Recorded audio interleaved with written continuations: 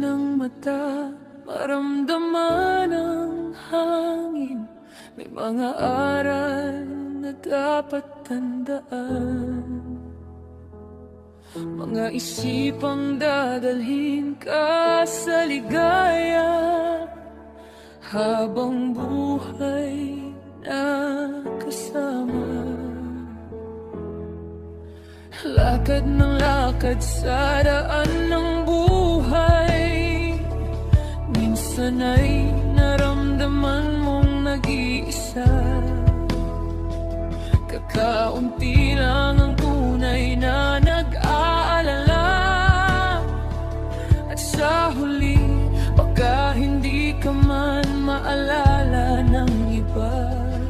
Ngunit tandaan mo ito, wala nang iba pang tiyak kundi sinilang tumanda, may sakit at mamatay.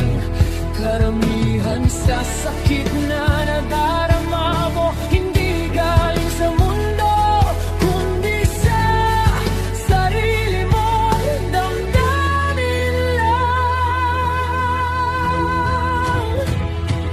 May set susi ng kaligayahan, huwag kang matakot, hayaan mong umagos sa buhay.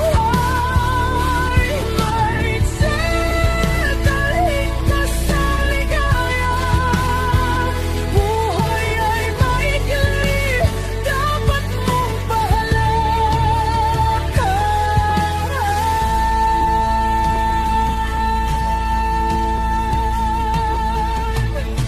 Minsan kang napahiya, nagkamali ng landas, nakagulo ka ng mga bagay na dapa sa daan.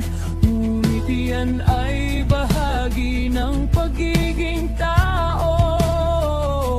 Huwag mong nang isipin, huwag kang mag-alala ng labis. Ipahinga mo ang sarili, huwag hayaan na maging kadena ang maliliit na bagay. Ang kaligayahan mo'y hindi dapat itabi sa mga maliit na pagkakamali o kahihiyan.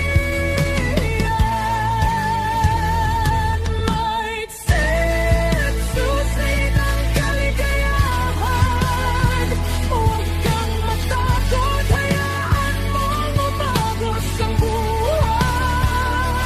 May set dalhin ka sa ligaya, buhay ay maikli, dapat mong pahalagan.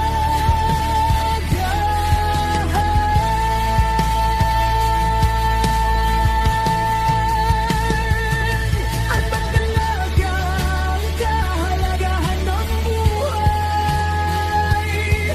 hindi ang ano karangalan, kundi ang sarili mong ligaya. Huwag kang masyadong mahigpit sa sarili, huwag kang magbigay ng labis na pasanin sa balikan.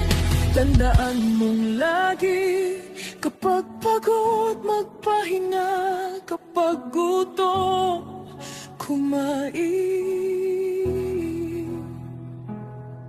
Ayusin ang isip, tanggapin ang bagong araw. Hindi mahalaga kung gaano ka kalala, kundi kung paano ka nabuhay ng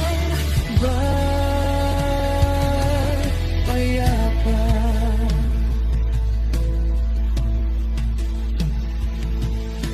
Piliin ang malayang buhay, mag-isip ng tahimik, tratuhin ang sarili ng may kabutihan. Huwag kang mabilanggo sa mga walang kwentang pag-aaral.